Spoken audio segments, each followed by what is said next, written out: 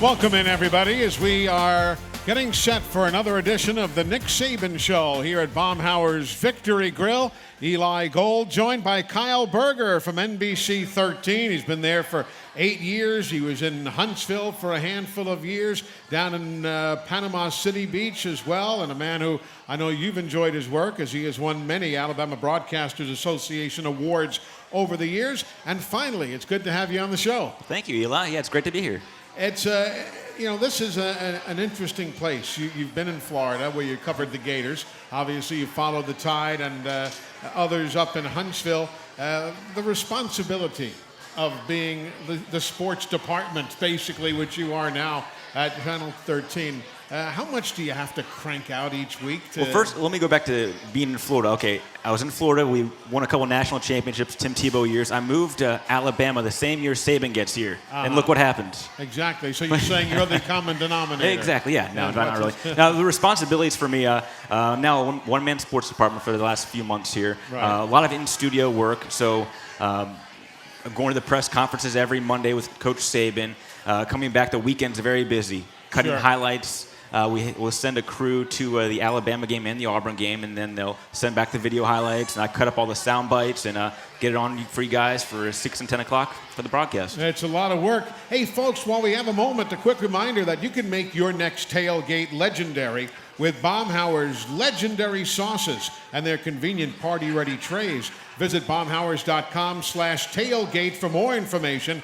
Baumhauer's Victory Grill, legendary fun, legendary food. Was covering the Gators different than covering the Crimson Tide?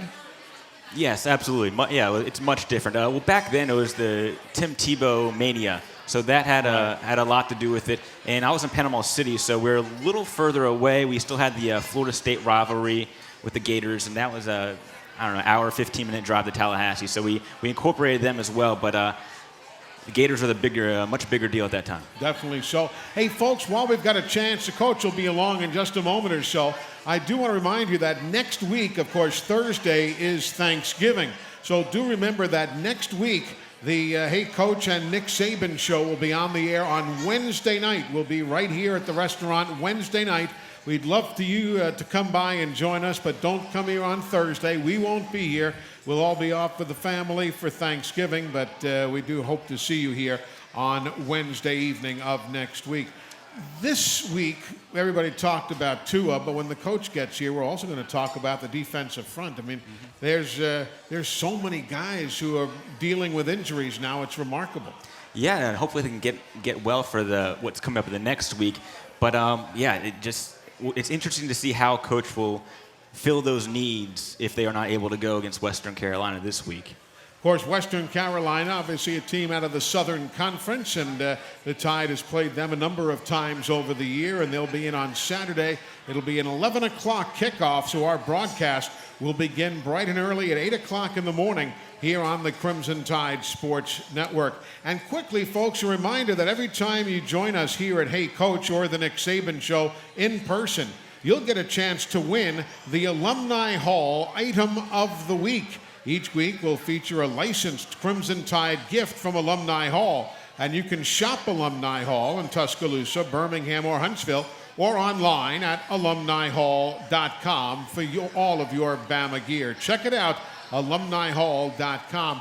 When you're a TV sports anchor, do you have go-to guys in any sport, not just Alabama, whatever? Are there go-to guys that when you need a quick interview, you can call up and say, hey, I'm coming over? Well, you're one of those guys. Well, I wasn't leading up to that. You were a star on one of my burger bites several years ago. I remember doing that. Yeah, you narrated moments in my life.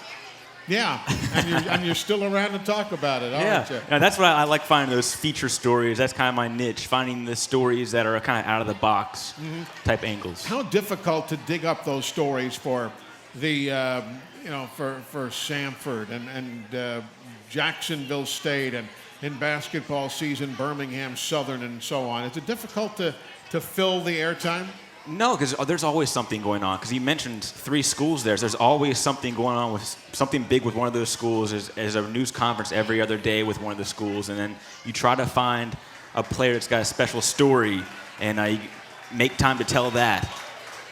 So that's how they all put it all together on the TV side. And, of course, Kyle Berger from NBC 13 is with us, now making his way into the restaurant, the head coach of the Crimson Tide, Nick Saban. And, of course, the Nick Saban Show, presented each week by Alpha Insurance. For auto, home, and life insurance, call Alpha.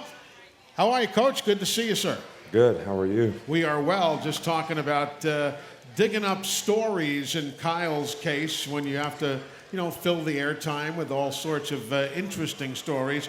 This has been no lack of a story week for Alabama. How are the guys dealt with the job at hand? Well, I think the players have responded, really well. I don't think there's any question about the fact that, we lost a leader on our team. It's kind of like losing, somebody in your family. Sure. We're all hurting a little bit, like anybody would be in any family. We obviously feel bad for him and his family, but his spirits have been really, really good. We have a lot of confidence in Mac, and part of our family is going to be missing, but everybody else is going to do everything they can to finish the season in a very positive way. And sure. I think probably in a lot of ways, I'd like to do it for him.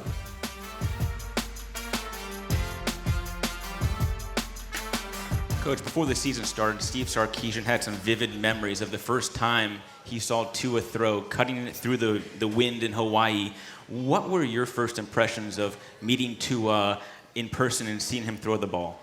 Well, I don't know that there's been many players that have a more sort of dynamic personality, than Tua has. I mean, he is so engaging with people, so considerate of others.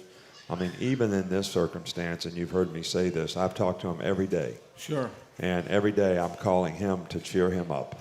Saturday night when I get home, just, really down and out about his injury and the circumstance that he's in. And, they're waiting to go catch a plane and go to Houston. And, I call him and to lift him up, and he lifts me up every time I talk to him. So I don't think there's many people who are so positive and have such an impact on the people around them because of their energy and enthusiasm and, just an outstanding young man. And the way he's sort of represented the University of Alabama in such a class way in everything that he's done. And I think it's a real positive for college football. And I think people everywhere are probably pretty sad because we lost somebody who has been such a great ambassador for the game of college football that Sure. I don't think there's been many others like that. So, but our team is doing fine. And Tua was like that from the first time I met him. And he could throw the ball good from the first time we met him. And he's very accurate, very instinctive. And, probably, the one thing that we keep talking to him about, and, both times that, he was injured this year, and I don't mean this to be a negative, but, sometimes you just have to know when to give up on a play. And, he's such a competitor, and he's always going to try to make that play work. And, in the case, in the Tennessee game and in this last game, the receiver fell down. We didn't really have a play. I mean, so it was just, there wasn't much there. And, but he's such a competitor. He wanted to make it work, and he put himself in a bad position. We hate it for him. Indeed. So it's a little early to take our first question from the Nick Saban Show blog, but I'm going to because this kind of plays off of what we've been talking about, but in a positive manner, too. He said, this is Michael Wally in Montgomery. He says, hi, Coach. What is your favorite moment as a coach with a current or former player that cheers you up whenever you think about the moment or whenever you think about the particular player? Thank you, and roll Tide. Man, I tell you what, that's a hard one. I have to think about that for a while. Yeah. I mean, there's been a lot of players through the years that, they bring a lot of positive self-gratification to you because of who they are, how they affect other people, what they do. I mean, it would be almost difficult for me to single anybody out. There's so many guys, coming to mind, including the guy we've been talking about. He's one of the few people in the world. If you ask him, Tua, how you doing today? he'd say, "Good, coach, thanks for asking." I mean, it's how many people ever say that? They might say, "Good, I'm doing okay. Well, I've had better days," but he's never been anything but good, and thanks for asking. So, you know, Says something about his upbringing too. Yeah, I guess he's got great parents, and they've certainly done a great job of raising all their children. And we see him in the hospital playing the ukulele, dancing. What does he say to you to cheer you up? Does he tell jokes? He seems like a much fun-loving guy. No, he just always positive, and never looks at his circumstance in a negative way, and always is looking forward. Doesn't look back. Always looking to make things work. How am I going to make things work in the future? And I think that's so uplifting, for all of us to have people who have difficult circumstances, and probably, some of those things may lead to some sacrifices that they have to make in the future in terms of the kind of rehab and work they have to do, and they're just very positive about looking forward to what they need to do to get it right. So just the positive energy. I guess if we all just sort of assessed ourselves, everyone that's out there listening, about how many times are we positive and how many times are we negative in terms of how we respond to other folks. And this is a guy that I don't ever remember him not responding in a positive way to someone else. Amen. Let's go down and talk to Pee Wee, Coach. Our first call of the night is Pee Wee from Grand Bay, Alabama, brought to us as always by Alabama 811. Folks, remember, always contact 811 before you dig to know what's below. That's 811 or online, al811.com. Hello, Pee Wee. Hey, good evening, Eli. Hey, what's up, Pee Wee? How we doing? Coach, we're doing pretty well. I hope you are as well, sir. Yeah, we're hanging in there, man. Trying to finish this season the right way. That's correct, Coach. You had made a statement earlier in the week that Mac Jones needed to try to become the alpha dog right now. How has he taken that role on, and how has the team responded to him being in that role of being the alpha dog? Yeah, I think the team has responded extremely well. I think the players have a lot of confidence in Mac. I mean, when he played in the Arkansas game, I know a lot of people had concerns, but the guy goes 18 for 22, and I don't know the rest of the stats, but I mean, he's a very capable passer, and as long as he plays within himself and takes what the defense gives and reads the things as he's coached to do it and doesn't get outside of that, and then doesn't really try to make things and make plays that aren't there, he does great. And hopefully, he'll be able to stay in that place. I think Sark's done a great job with him and developing him, and also, setting up the game plan for him so that, he can sort of not have to make really difficult decisions, 3 and 4 reads on a play. So we've got really good skill guys, and I think it's really important that the players play around him better.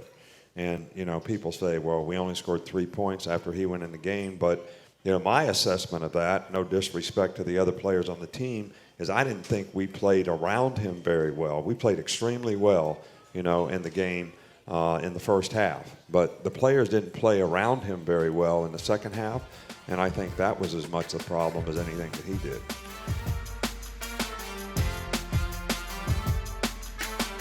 Coach, our next phone call, a gentleman just kind of figured it out. Right now it's 2:15 or 2:18 in the afternoon out in the Hawaiian Islands, and this show is heard on our affiliate out there, but it's tape delayed until this hour out in Hawaii, so it won't be heard yet.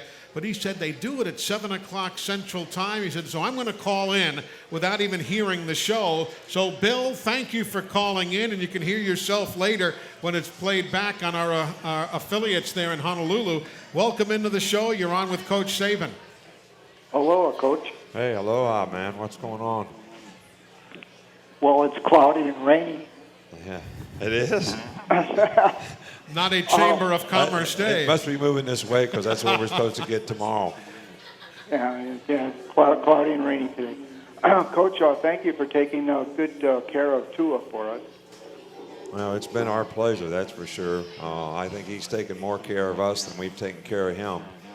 He's done an outstanding job and been a great leader for us and affected a lot of other people in a very positive way on our team, and also played extremely successfully in everything that he's done here, and probably had as much of impact on the program here as anybody ever has. So we're really pleased and with what he's done. He's got a great family. They've all been a tremendous asset to the University of Alabama, and we just are going to do everything we can to support him and help him, with this adversity that he has to get over the hump and have a great future in spite of it all. One question regarding Tualia. Yeah. Do you plan on redshirting him this year, or he'll play through? Well, he's played in 5 games, so we had to make the decision on the sidelines. Last weekend he had played in 4 games, and you're allowed to play in 4 games. But with him being now the backup quarterback, we thought that we needed to play him because if something happens to this quarterback, Mac Jones, he's going to be the guy that's got to go in the game and try to win the game for us. So we're going to play him this week in this game some kind of way, regardless of how the game goes, to try to get him some experience, some playing time, and hopefully some confidence. So, when we had the unfortunate injury last week to Tua, that kind of negated the opportunity to be able to redshirt Talia. Yeah. Bill, thank you so much for calling in from Hawaii. We appreciate your support out there on the islands. Coach, to your right, we've got some visitors here at the restaurant. Good evening. Hi, Coach. I'm Jan Saint, Rosemary Harbison, and we're the Crimson Ladies that come down for our yearly visit to be at the Hay Coach and to make our donation for the Knicks Kids Foundation. And again, say how proud we are of you and Miss Terry, of what a wonderful job that you do for these kids. And so we're just so thankful that you love them with all your heart too. So, but we do have a question. In the coming years, when Alabama starts to the home and home games against non-conference teams, instead of the neutral site, which do you prefer more? Right. The home? Well, I think there's good and bad in both. And I think that the neutral site games is what helped sort of give our program in the beginning the exposure. If you remember, we played Clemson in Atlanta, and the second year I think we were here, and we weren't even in the top 25. Nobody even noticed, and Clemson was ranked in the top 10, and we beat them pretty well. And all of a sudden, we're on the cover of Sports Illustrated, and things sort of have gone on from there. So I think there was a time when the neutral site games were really important to us because we couldn't find home games, and it was a great thing for the fans. But now that we've been in the playoffs 5 years in a row, and we've gone to several Sugar Bowls and different things, our fans have a lot of opportunities to go places. So this now becomes almost a burden to go to a neutral site game, even though we have one next year in Dallas against Southern Cal. So I think it's good because the players get to play away. So when you play away in the SEC, they're more prepared for it. But I also think that we need to have a really good home schedule for our fans. And I think that when we play home games and we can do it and balance it, we actually can always have another good opponent. We're always going to have a couple really good SEC opponents. And the people will always be interested in those games. But it'll be, a game against Texas or Notre Dame or I don't know how many of these we've really I should shut up because I don't know how many we've released so far, but there's some other ones, that are coming down the road too. So I think it's really good for our fans, and it'll be great for the city and the state to have great games here. And then we'll get a great experience, playing on the road as well. But, we're trying to get 2 games every year out of conference with Power 5 schools. So we've been able to get 1 home and home. If we can work it out, we'll try to get another one home and home, but we may supplement some of those still with neutral site games to be able to get 2, games so that we actually have 10 games, 8 SEC games and 2 others. So that's what we're working toward. So I think there's good and bad in both, but I really want to thank you all so much for thinking of us, making a contribution to Knicks Kids. I promise that Miss Terry will do a wonderful job of helping somebody, with that. we try to make a big impact on young people so that they have a better opportunity to be successful. And what you're doing to help us is certainly appreciated, probably more than you know. So thank you so much, and God bless you. Thank you, ladies. We appreciate your being here.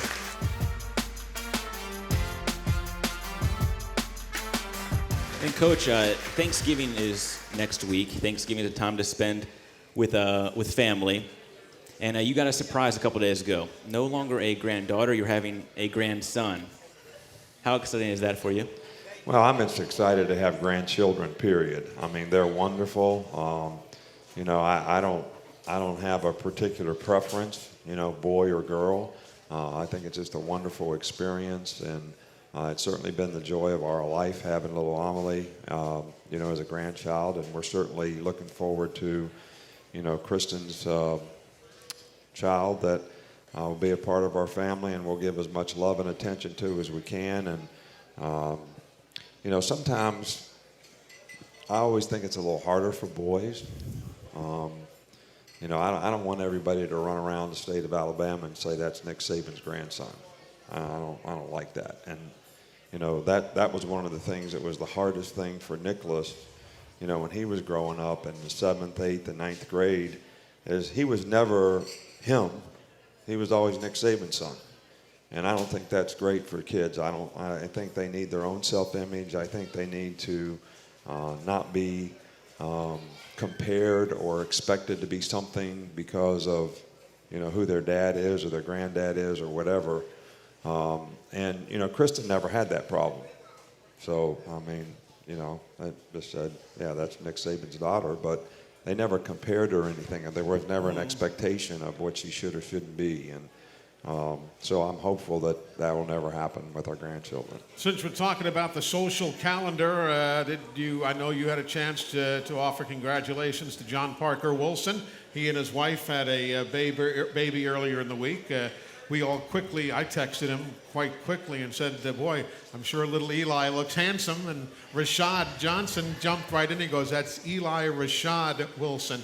But in all seriousness, nice times for our broadcast family. Well, no question about it. And, you know, he's done a great job for us at the University of Alabama. He has. Happy for him and his wife and his family, and it's great to be a parent.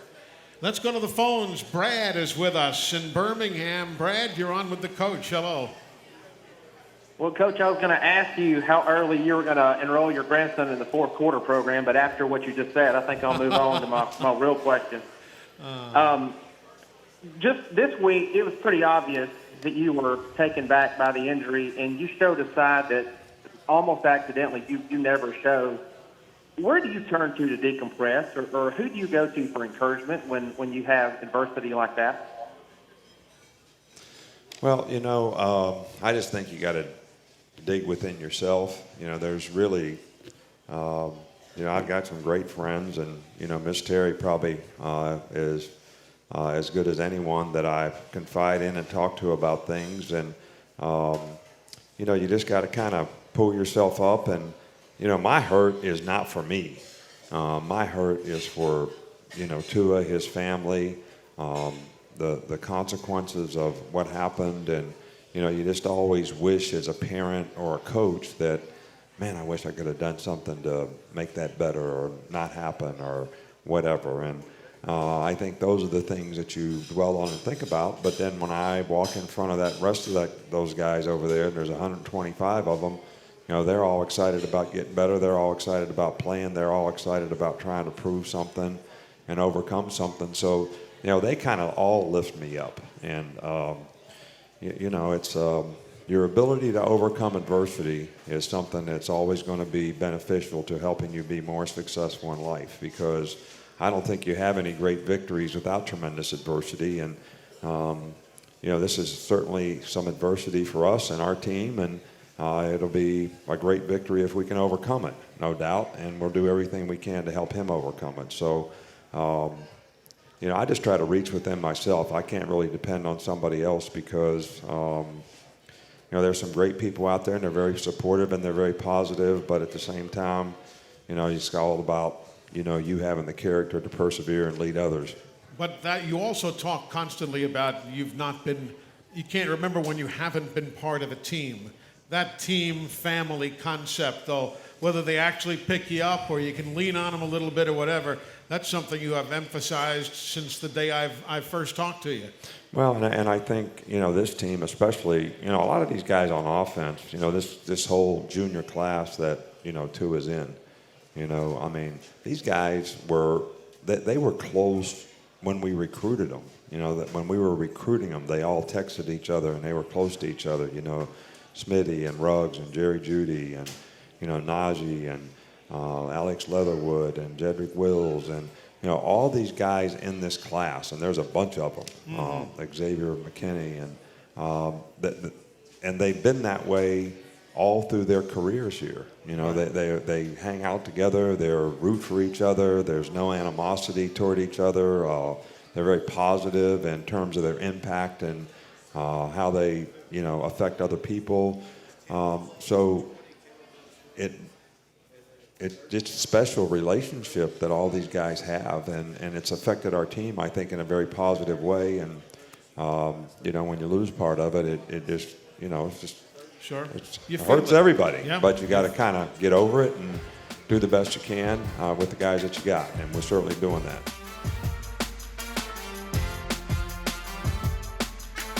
Next week, it's a Wednesday night get-together. Remember, Wednesday night of next week. Coach, while you were out visiting with the folks who have been kind enough to join us here, we played the Jalen Waddle reception from last week, one of the highlights. And that leads me into our next question from AL.com. Scott in Muscle Shoals, Alabama. He said, with his speed, speaking of Jalen Waddle, with his speed and quickness, have you ever considered using Jalen Waddle in the Wildcat formation? Thanks, Coach, and Roll Tide. Yeah, I guess we have, but what we usually try to do when we get the Wildcat guys, because when you have that, you have a very limited amount of time in practice to actually practice it. Right. And even though Jalen Waddle has great speed and he's a great space player, when you run Wildcat type of stuff, you have to be an inside runner, not just an outside runner, because most of those plays are direct runs that you're trying to create an extra blocker so the defense has an extra gap to defend and the guys running direct runs. So we have two guys on our team that played high school quarterback that they already handled the ball, they've handled the snap, they've handled the cadence. Right. And these are the issues when you put a guy in Wildcat, that you start getting penalties and illegal procedures and all kinds of things, because the guy, even though once he gets the ball in his hand, he may be able to make plays, he has a difficult time faking the ball to another player and handling the ball like a quarterback.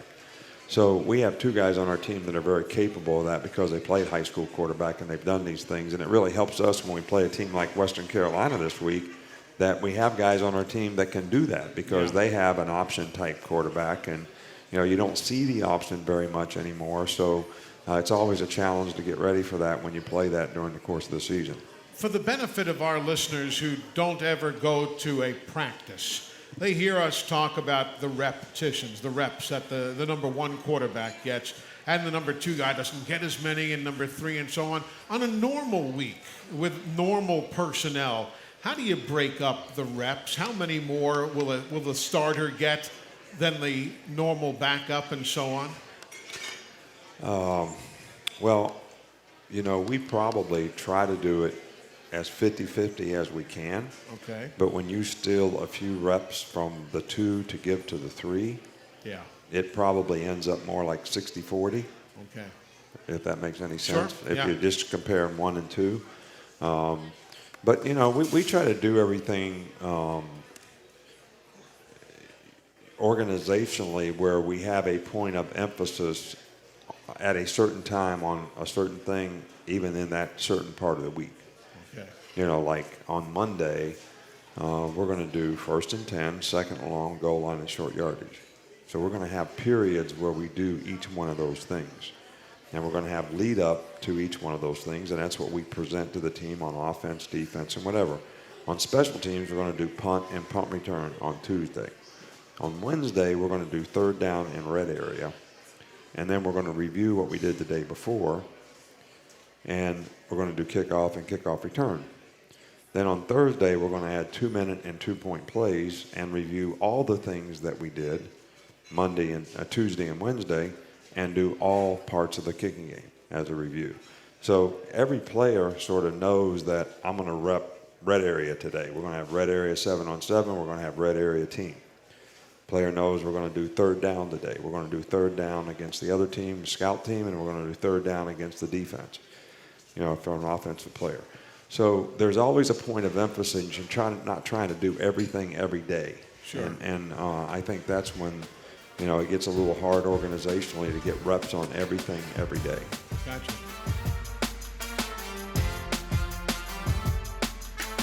Kyle, jump on in, sir. Yeah, earlier this week, Jared Maiden gave us some insight on Mac Jones, the confidence level of him. When he first came to Tuscaloosa, he was on the scout team and throwing bombs against your first team defense. I'm sure he still has that same confidence now. How important is it for a guy in his position now, it's his team, to still have that confidence level? Well, I think his confidence has actually improved. I think it's improved in what's expected of him. I think sometimes guys have confidence in their ability, but do they have confidence in how they channel that ability into what they're supposed to do? I don't care if you're a running back, you can have great ability, but if we won't run a play and you don't run the right track, the offensive linemen are never going to be in the right spot to block the guys to help the play, because you're not helping the play because you're not running the play right. If we run a power play, you got to run down here on the A-gap, so you draw the defenders where you want them, and then that's how the play works. Well, if I'm running out here in the C-gap, the play's not going to work because the angles are all going to change for the offensive line, and they're not going to be able to get it right. So you may have great confidence in your ability as a running back, but how are you channeling that into what you're supposed to do? So we have a lot of players that have great confidence, but they have to learn to channel that in what doing their job is going, and how doing their job is going to benefit the team. Because at the end of the day, everybody has to do their job, and everybody has to do their job to a standard for us to have a chance. And that's what I told the players last week. I wasn't really happy with the way we played against LSU because we didn't play to our standard. Not because we didn't lose, because we lost the game. We didn't play to our standard, especially in the first half. So, sometimes you got to just say to yourself, well, that's enough. I've had enough of this. I'm willing to go do the things I have to do to play to a standard. And get that back. And I thought we did that extremely well in the first half at Mississippi State last week. So the players responded the right way, and hopefully we'll continue to do that the rest of the year. Coach, a young lady to your right with a question. Hey, Coach. How you doing? I'm doing great, thanks.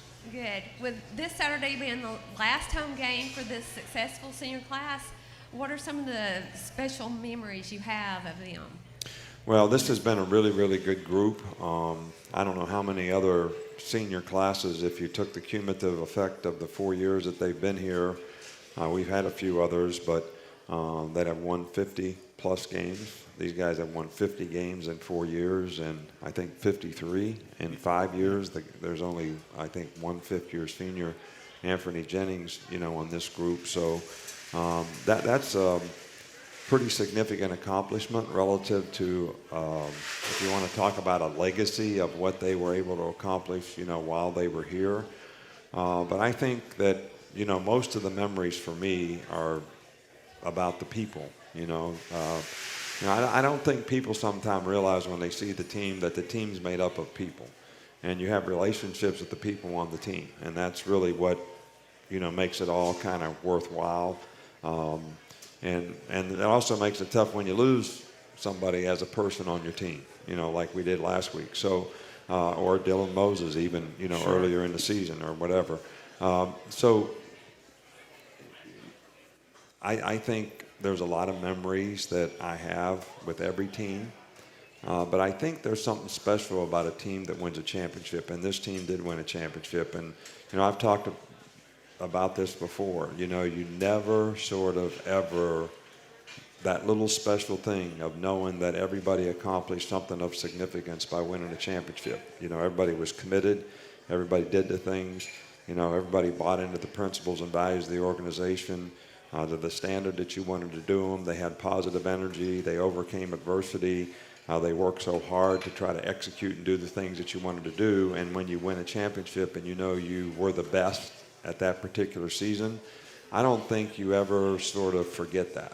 I mean, I think, 40 years from now, these guys will be remembering, the camaraderie that they had, the commitment they made, and the togetherness that helped them win a championship. And I would say that, in general, that's probably the number one thing that they did. Exactly right. Ma'am, thank you so much for joining us.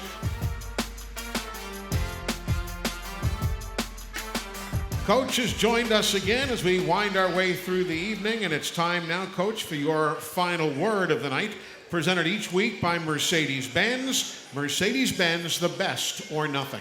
I've got a couple things to say here. Sure. First of all, I want to congratulate you on getting the Chris Schenkel Award at the National Football Foundation College Football Hall of Fame for this year. I think that's a tremendous honor. We really appreciate all that you've done that's very kind for the University of Alabama. You certainly represent us with class and do a fantastic job, and I know our fans certainly do appreciate it. Thank you. That's very nice. And, I guess there's two things that I want to comment on. I wonder why we're all attracted, to this game. And I guess that we all have competitor in us. We're all competitors, Competitors always want to prove something. Sometimes you want to prove something to yourself. Sometimes you want to prove something to the other guy because you can beat him, whether it's Muhammad Ali fighting George Foreman or, whatever. I mean, even the fugitive, what was he? He had something to prove, and he was determined to do it. So, and I think that that's kind of what we all are as competitors, and I think that's what our team is right now. I think we're really, really focused on trying to prove something that we can overcome, some of the things that have happened to this team this year, and that we can finish the season strong. And it's not about wanting to do that. It's what are you willing to sacrifice to be able to do it. And, I think that's going to be the key to how we finish the season. And, my second thought is I hope all the fans will support the players in doing this. And I think that starts in this game on Saturday, regardless of who we're playing. As the same approach I use with our team. You compete, you want to dominate the competition, and that's certainly what we want our guys to do. And I would like for everybody to support, Tua, who wants to come to the game. I talked to him on Sunday night and Saturday night, and he said, well, I just want to get over here and get this surgery and get back so I can come to the game. I mean, that's the kind of, guy he is, and support his teammates. So we should be supporting, these guys as well. And the seniors, and we talked about earlier when I was asked the question about these seniors, what they've accomplished. They brought us a national championship. They've won 50 games with the opportunity to win more. This has been a group that has represented the university in a first-class way. We don't have a lot of issues and problems with these guys, and they've made us proud. So I would hope, regardless of whether it's raining or whatever, that we're going to have a great crowd that's going to honor our seniors and show the appreciation that we have for them and our team, and the sacrifices that, these players end up making sometimes, whether it's through injury or for whatever reasons, to, try to help us all enjoy Alabama football, which is what all of our fans, have an expectation of. So those are the two things that I wanted to get across. We're all competitors. We all want to finish the right way. We all have something to prove here. So support us in helping us to prove it, and then come out and support the guys that have done a wonderful job representing this program over the last 4 years. And the Senior Day festivities will begin at around 10:40 to 10:45 on Saturday, just 15 or 20 minutes before kickoff. So if you can get there early, do so and help honor those guys. And Coach, thank you so much again for the kind words about my honor and for what you talked about with these seniors. Those are the guys who make my job easier, because you're a better broadcaster when you have a good story to tell, I promise you. Well, good. Well, we appreciate it, and I hope we give you a few good ones. Amen to that. Coach Nick Saban, ladies and gentlemen, thank you, sir. And Kyle Berger, great to see you as well. Thank you.